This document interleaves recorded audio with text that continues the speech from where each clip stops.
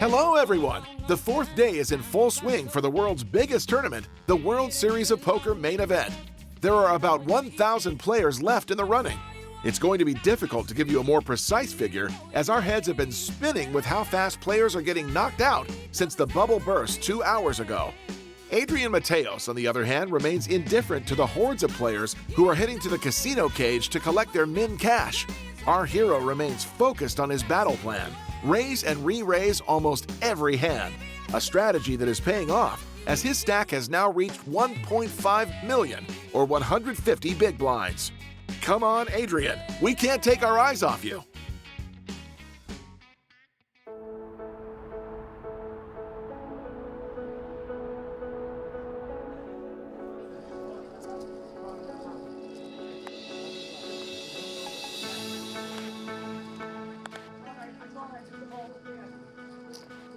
Race 20.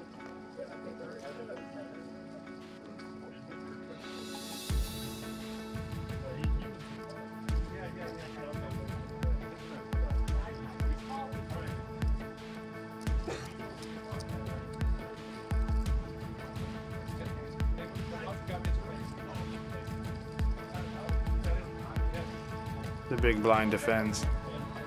I don't see his stack well. He has his hands in front of it, but he has around 900.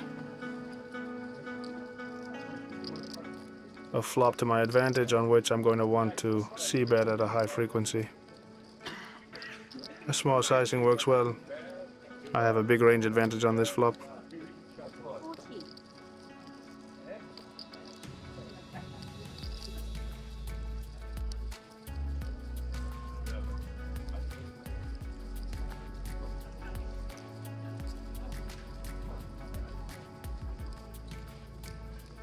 Turn 7, which completes 9-8. He has more 9-8 combos than me. He has the offsuit combos, and I only have the suited ones. It's pretty relevant. And here my hand makes me hesitate between check or bet. Here I don't want to have an overbetting range. My bet would be of 3/4, and I'd mix my range between bets of 3/4 pot and checks. This hand is on the borderline between both options. Both options are quite valid. I decide to check.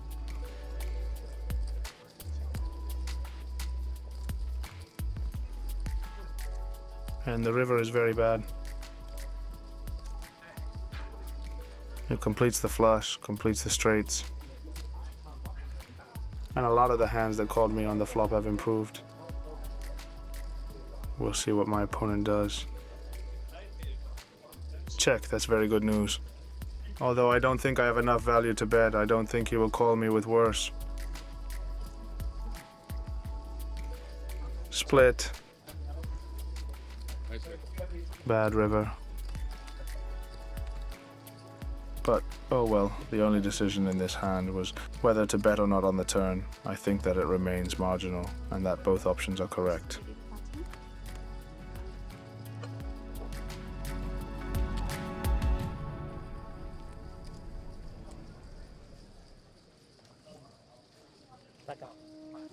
Sorry.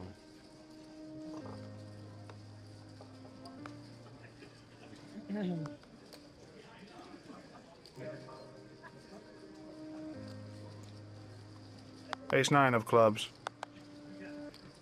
Raise. Race 20. Thank you.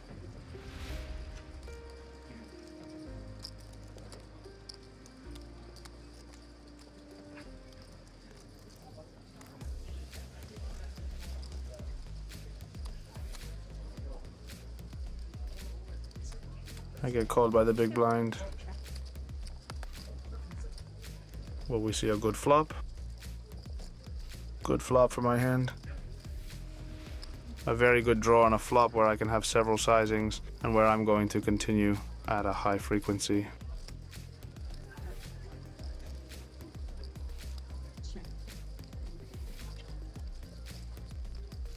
I decide to go for a big sizing. About 3/4 of the pot.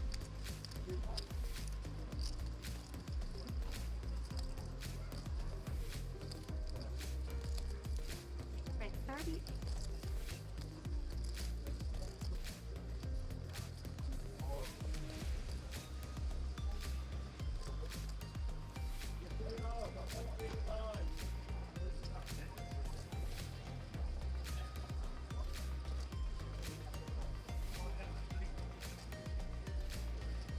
I feel he's a bit nervous.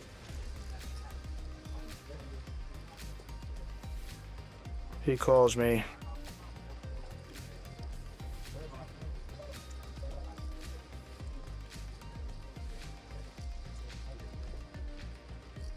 Turn 9, which gives me a pair.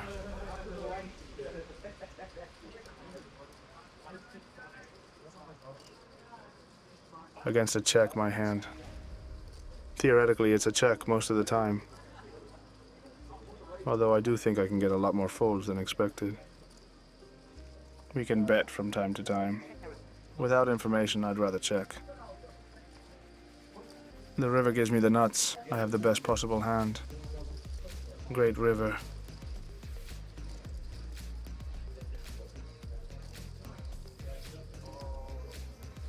It gives a straight to the king and to the 8th.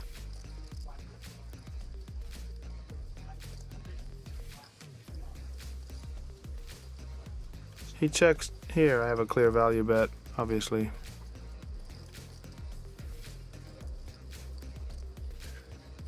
And the question is the sizing. Which sizing do I think he can call? Which bluffs do I have in my range regarding the value bets?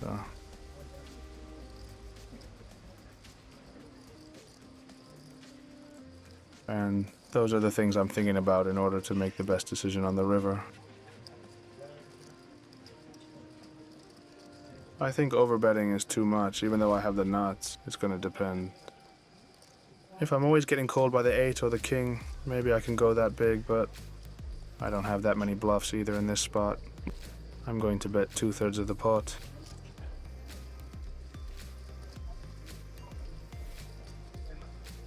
I think that after having bet big on the flop, it leaves me less bluffs on the river.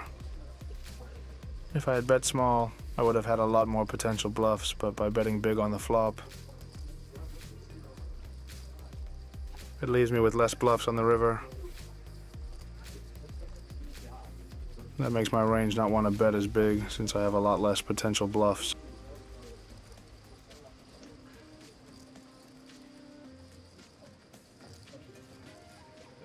He's thinking. He gives up. Bad news for my hand.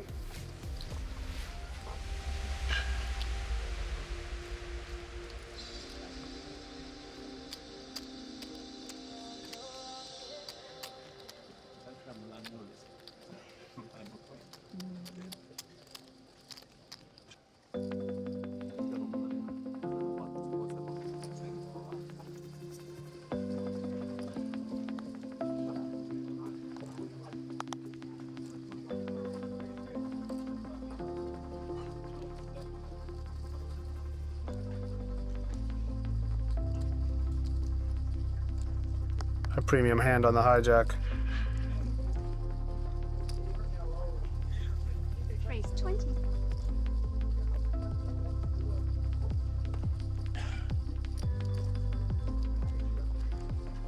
The player in the big blind is very short and defends. Player. He only has 4 blinds behind. It's likely that it will end up as a jam on the flop. Good flop for me. He goes all in directly. Obvious call. And let's see if we bust him. Top pair. I managed to bust him. And another pot. I have a huge stack. I must be at the top of the leaderboard in the tournament. Payout 506. It's the first time I have a big stack in the main event.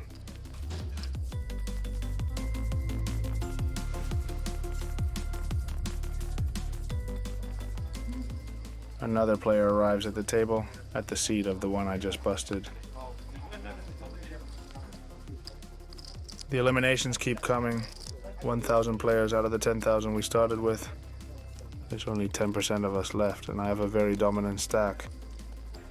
To get such a stack in the main event is always a pleasure. I'm fully enjoying the experience, beyond the money, the value, the chips. The experience of playing this tournament and with a big stack, it's something I really appreciate.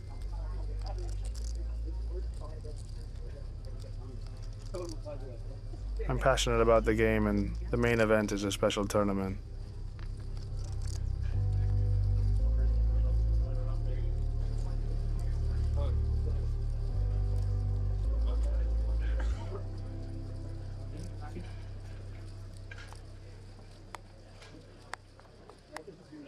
Open from early position. 20.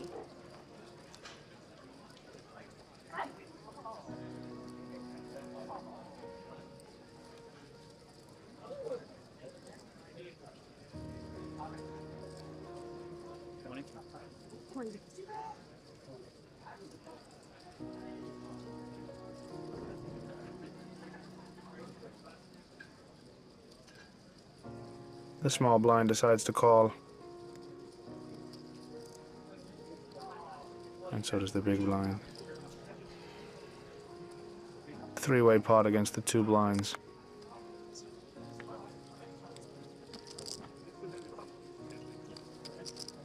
I flop top pair.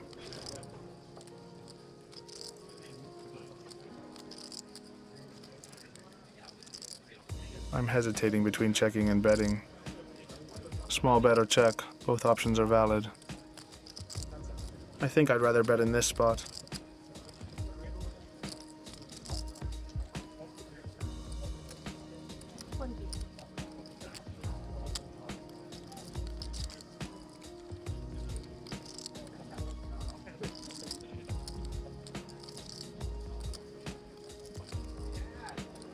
The small blind calls.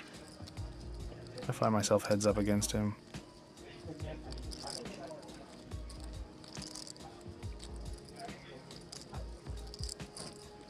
The turn is a queen, it's bad for my hand. He can have king, queen, ace, queen in his range. Queen X of clubs as well. I have a clear check with my hand. I don't have value. Few worse hands call me if I bet. The river completes the flush. That's pretty bad too. I went from a relatively strong hand on the flop to a pretty average hand after this turn and this river. I don't have value on the river, I don't think. Ace queen. After having checked the river, when it goes check check, I win quite often. But it's not the case here. He decided not to bet with ace queen, which made my situation on the river easier.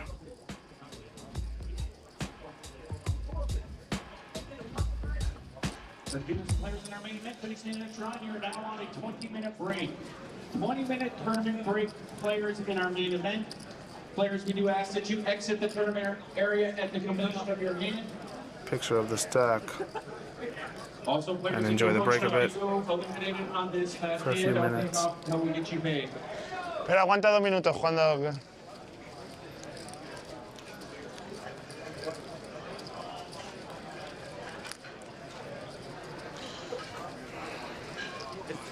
Yeah, you were slow.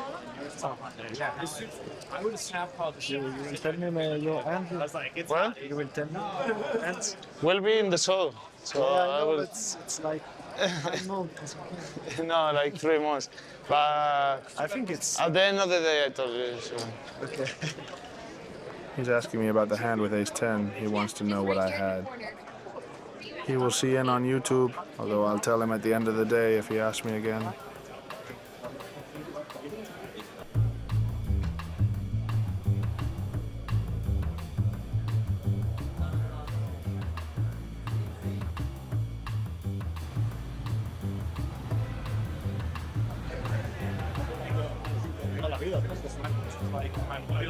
Well, I got it. It's like End of the break. Back to the action. All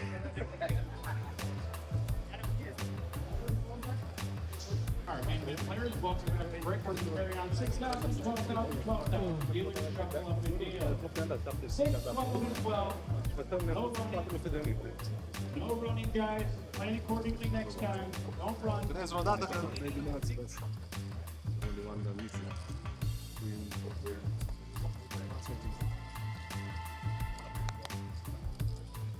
Pocket jacks. A player opens from early position.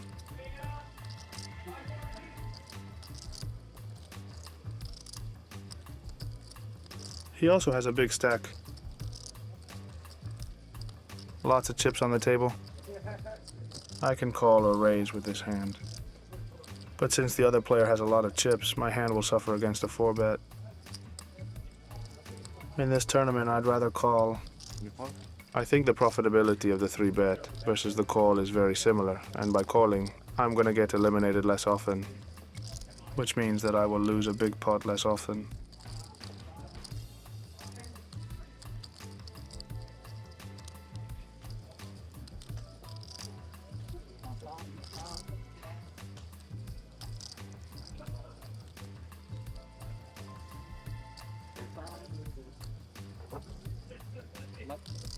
A short stack jams behind, which is pretty good news.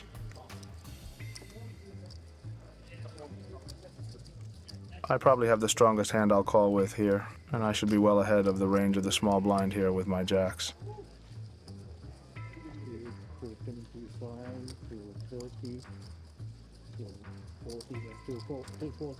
Let's see what under the gun does, because if under the gun calls or raises, it puts me in an uncomfortable spot. Because under the gun does have better hands than mine. Let's see what happens.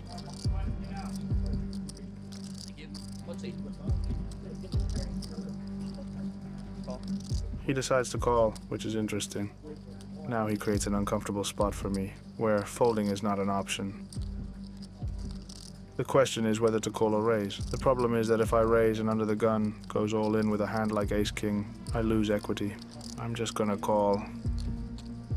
Call.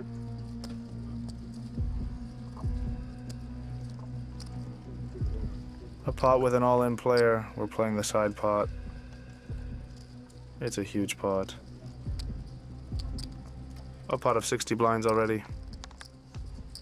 Let's see if a good flop comes. Low flop. The problem is that the other player has from time to time in his range ace-ace, king-king, and queen-queen, which I don't have.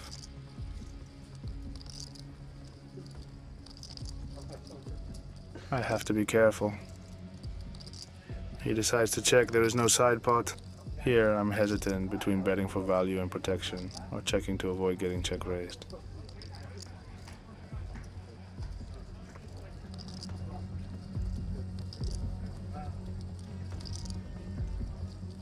I think that since there is no side pot, I have to play very carefully.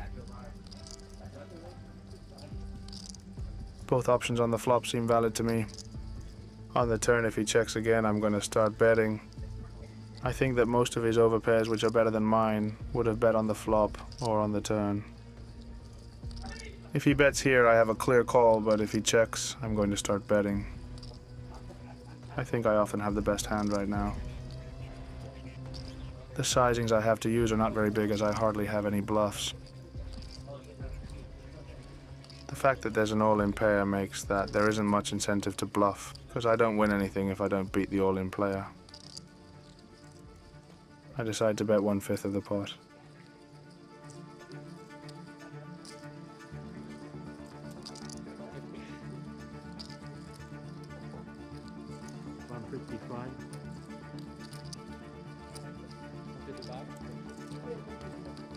I think it's time to get value. And if he has hands like ace-king or ace-queen, which he will always fold, or king-queen, it's good.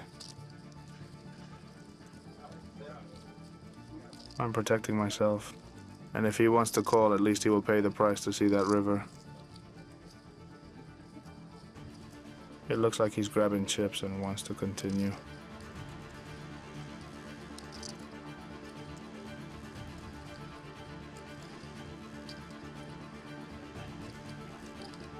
He decides to call. It's interesting. The selection of chips he went for, all 5s and no 25s. River 3. I often have the best hand here. There aren't that many worse hands that will call me, but I still think I have to bet.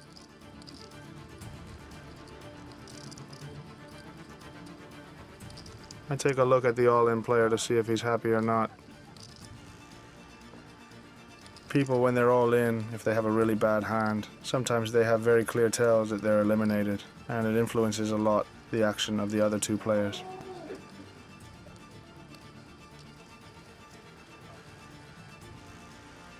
The side pot is of 300,000.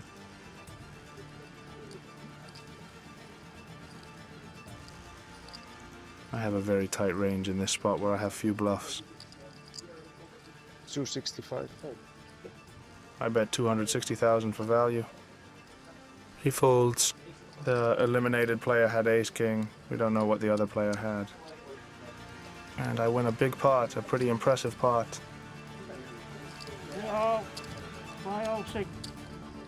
I remain chip leader at the table and I keep growing my stack.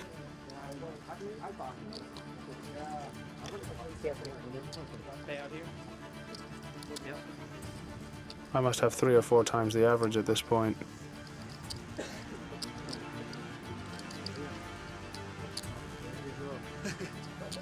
Bluff. Bluff. The eliminated player is asking me what I had in that hand. I tell him the truth, that it was a bluff. He'll see it in the show when it comes out.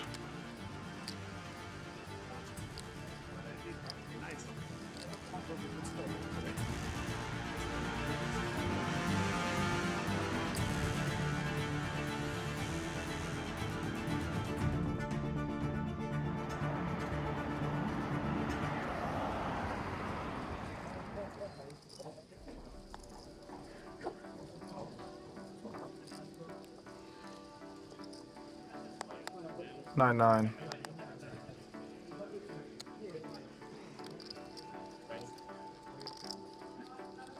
My hand is mixed between calling and 3-betting, mostly calling. In this case, I decide to call.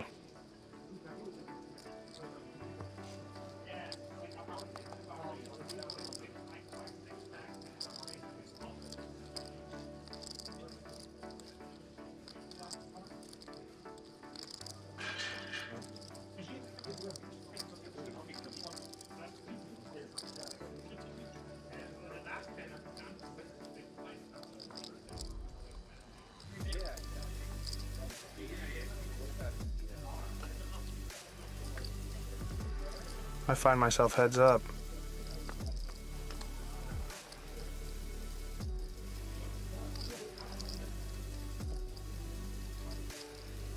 A flop on which I expect my opponent to check quite often.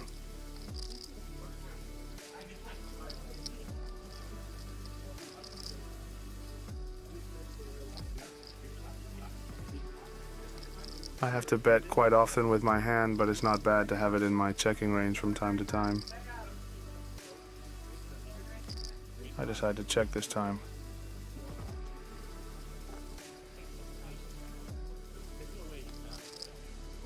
The turn is an 8, a very good card for my hand. I still have an overpair, which is not easy with 9-9 on the turn.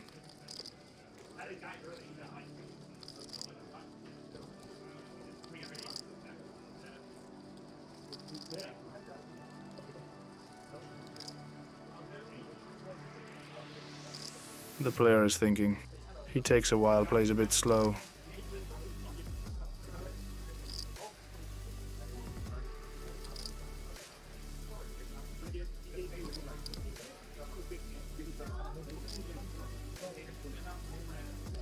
He grabs chips.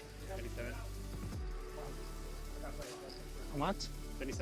27. You put a lot of chips. He bet 27, although he put in 35, but oh well, he made a mistake. He bets 1/3 of the pot. My hand can either raise or call here. Both options are pretty good. I'm just going to call.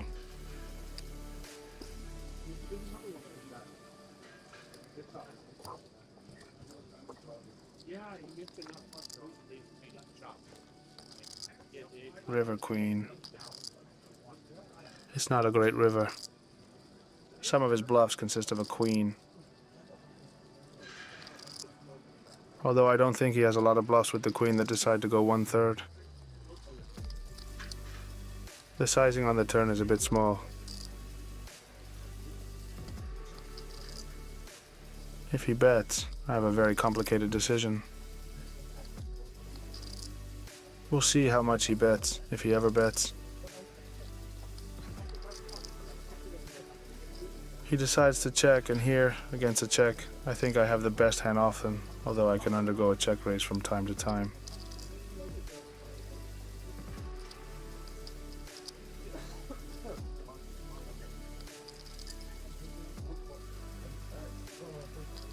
I don't think I'm gonna get check raised very often.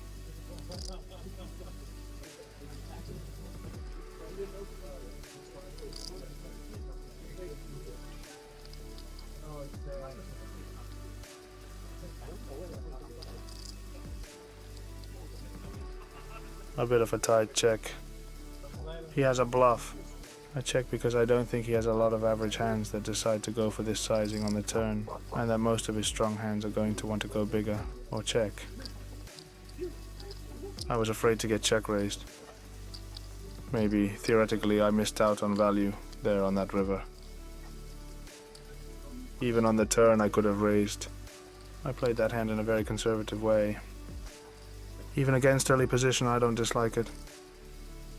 Besides, I didn't think that line would be taken by a lot of worse hands that would call me on the river. That's true, the hand he had wasn't calling me. But that doesn't mean the hand is right. I have doubts. I have doubts about this pair of nines. But oh well, we keep playing and trusting my reads.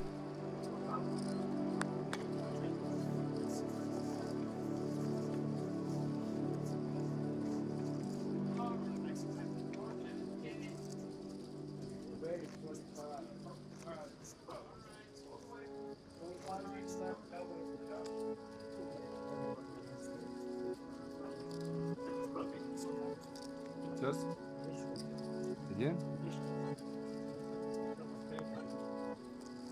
You call it?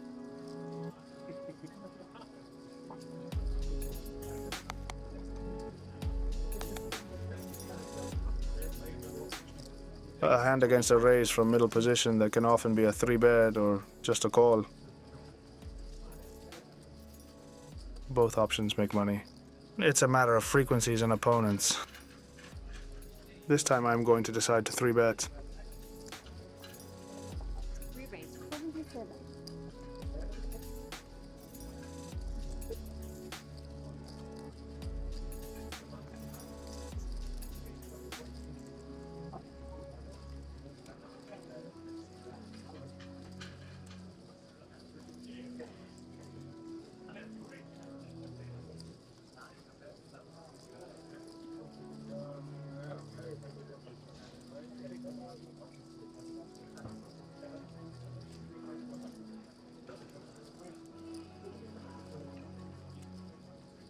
He's tanking a lot.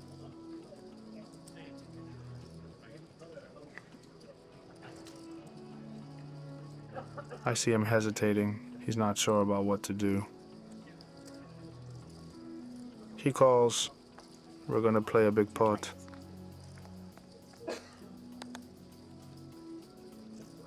Great flop for my hand. Top pair, top kicker on an interesting flop.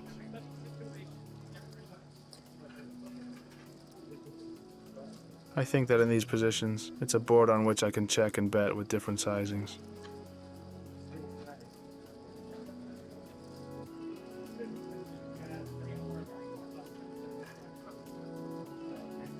My hand is strong and needs protection. I think this hand has to bet every time.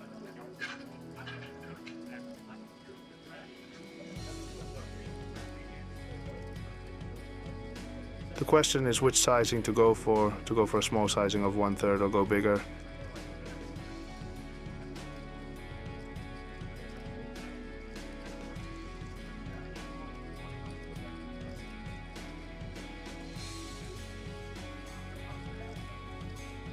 I go for a big sizing.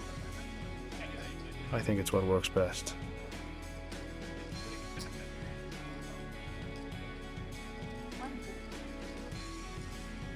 He gives up and I win a nice pot. I keep accumulating chips. Great day today, everything is going well.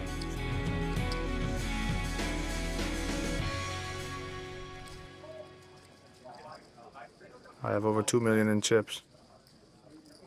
A very interesting stack, 2.5 million.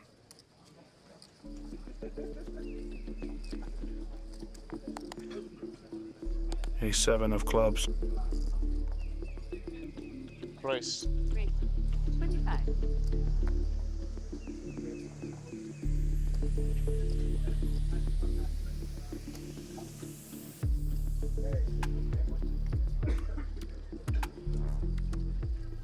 cutoff calls my raise.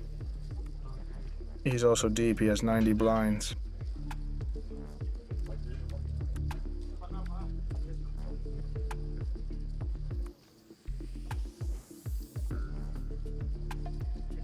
And the big blind as well.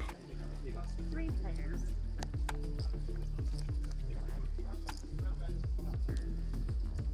Good flop, I hit top pair.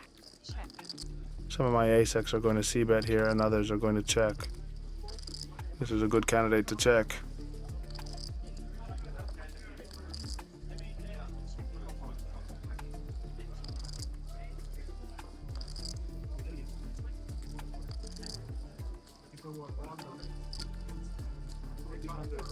Good turn for my hand. It doesn't change much. The big blind now has more draws. It brings in open-ended straight draws and gut shots. My hand here, in a three-way, can be played between betting and checking again.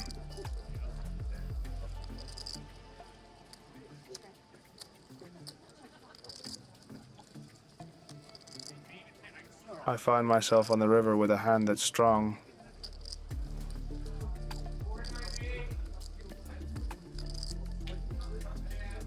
The big blind is thinking.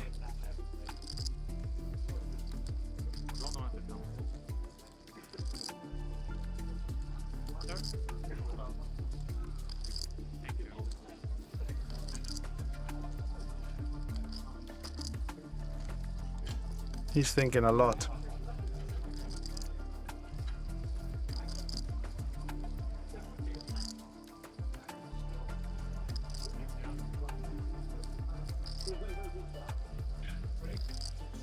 If he bets a normal sizing, I'm going to call.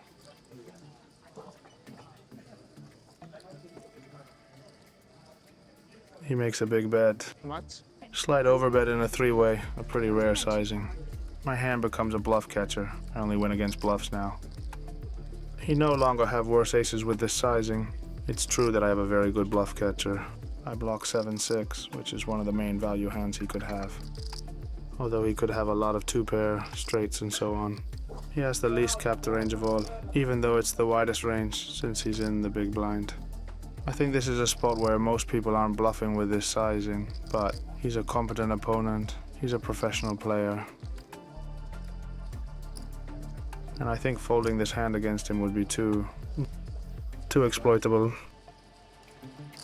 He has two pairs. This time I ran into the value part of his range. I'm not sure about the call. It's true that he only has few bluffs on average in this spot, but I know that my opponent is capable and that he ran into a pretty strong hand in my range. I'm going to bluff catch a few times on the river, but that hand seemed too strong to me to be folded. Although against another opponent I would have folded every time.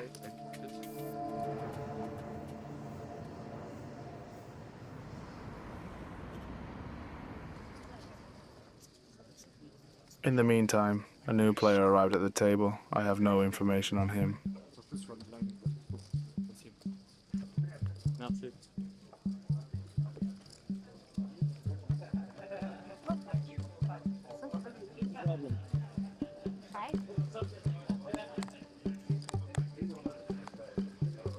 Raise. There's 25.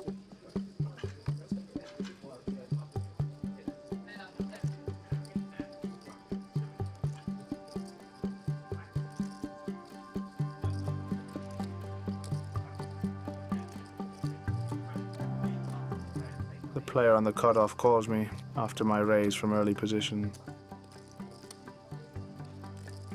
And I find myself heads up one-on-one, out of position.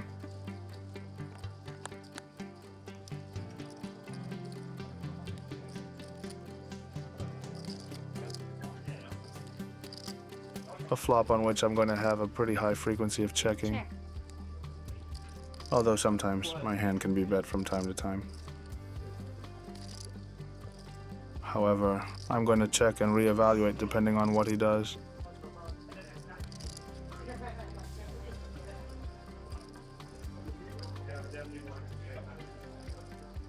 Bet of about 30%.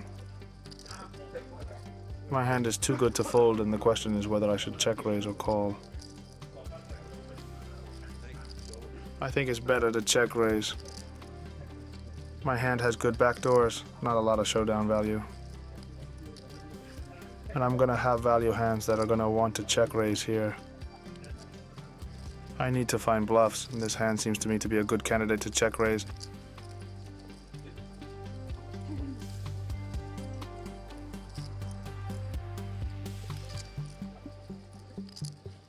I check raise and my opponent is thinking.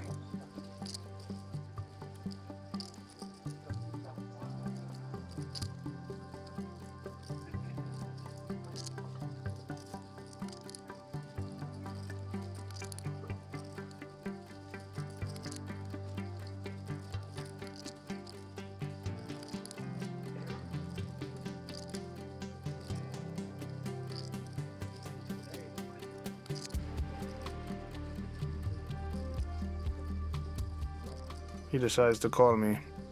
That's not good news for me. We'll see what comes on the turn. It's a very good turn. It gives me a flush draw, and also my overpairs in my range improve quite a bit, the strength of my hand. Now, the overpairs that I decided to check raise on the flop, such as 10-10, Jack-Jack, Queen-Queen, King-King, Ace-Ace, hands of this type, have much more strength now because he has few threes in his range.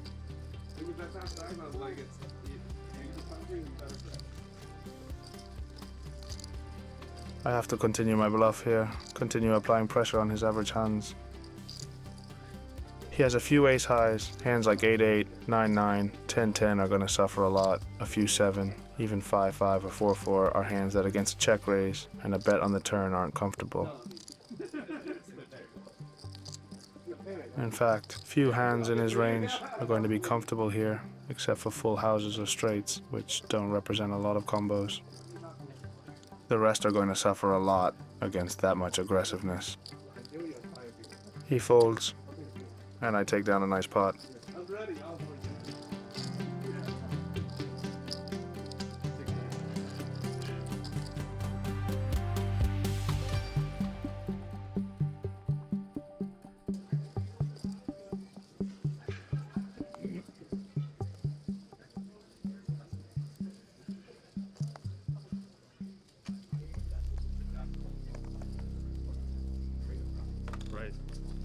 There's 25. Raise from a player in early position, and I'm in the big blind.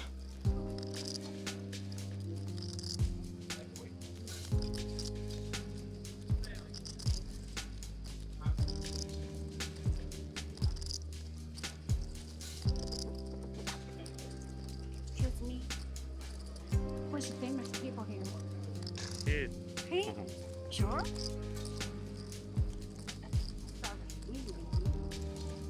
What?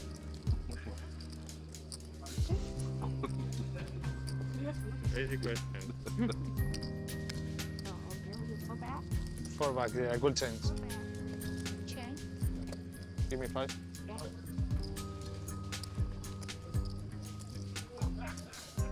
And the chips in the middle. Yeah. I defend 8-6 off in the big blind.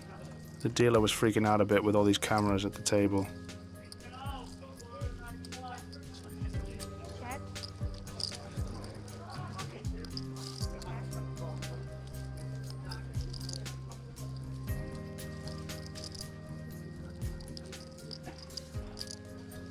A decent flop, on which I have an open-ended straight draw. Let's see if I can hit on the turn. I hit a pair. Here I think both options are valid. Either check, to check call most of the time, or a small bet, which also makes sense.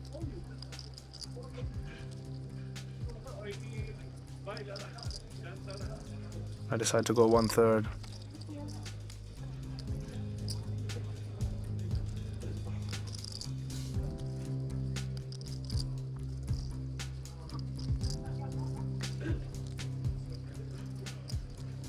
The player under the gun calls. And we find ourselves on the river. A very bad river for my hand and my range.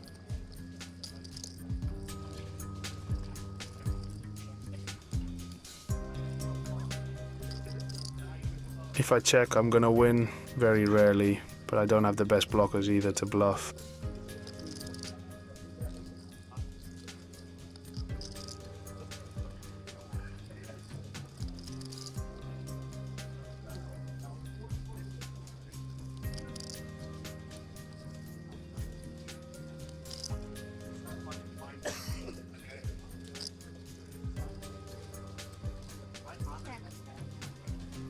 Not having a club in my hand is pretty bad to bluff. It's better to have a club in my hand in order to block his strongest hands. That is the flushes in this case.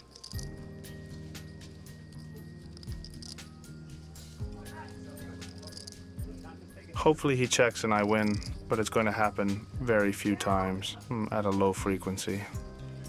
A very big bet, pot-sized. My hand as a check-raise bluff is not one of the best, or as a check call either. Therefore, the best option to me seems to be to fold.